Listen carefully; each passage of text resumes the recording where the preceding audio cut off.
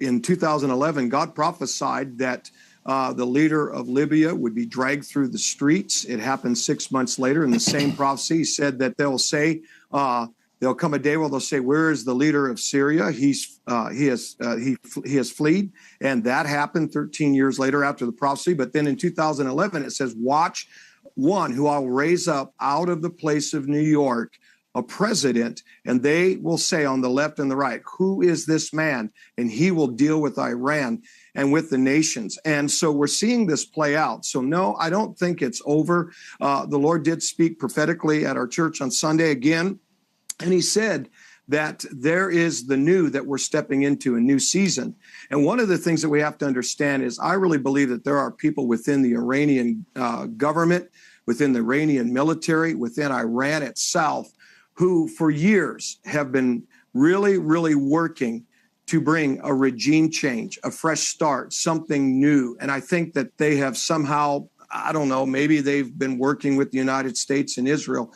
But all I'm saying is May 18th of this year and June 8th of this year, God said that Israel and Iran would come to a table. Iran would be embarrassed. Their nuclear power, it wouldn't happen, and that they would comply, and there would be a table of diplomacy. So I think we've got to let it play out.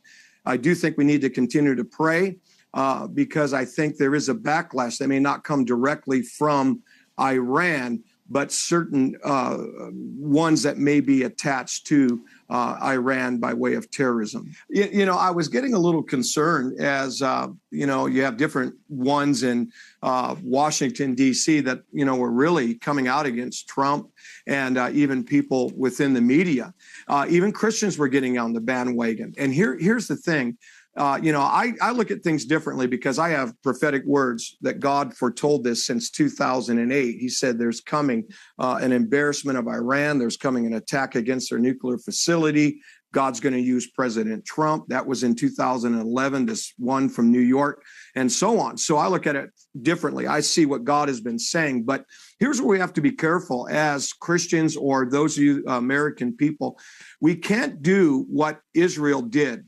And that was when God opened the Red Sea, he delivered a nation. 3 days later, they were complaining against God and against the leader. You can also find that in Numbers chapter 16. There were some leaders that rose up, just like you're seeing in Congress and the Senate and even leaders in the media. And 250 of them began to come against the leader that God chose in Moses. And I find it very interesting. There was 250 of them. We're getting ready to head towards the 250th year of America's reign.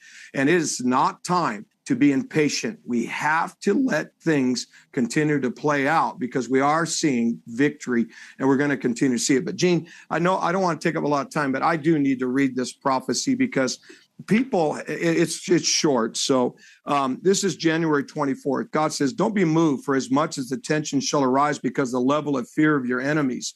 Look beyond it. Great shall be the celebration." That's what we're going to see. Vindication. Justice shall arise in the earth that will bring swift regime changes to the tyrants of the earth, and shall calm war in areas that you've seen it for a season.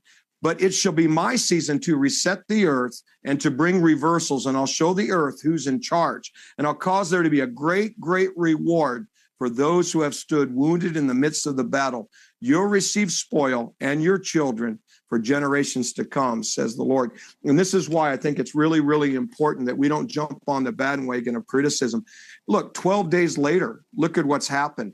But boy, you know, we as I guess our nature is to go the side of negative and to look for someone and something to blame. And we have to be careful because God has said he has inserted himself in the earth and over Israel, the Middle East, and America. And we are seeing victory.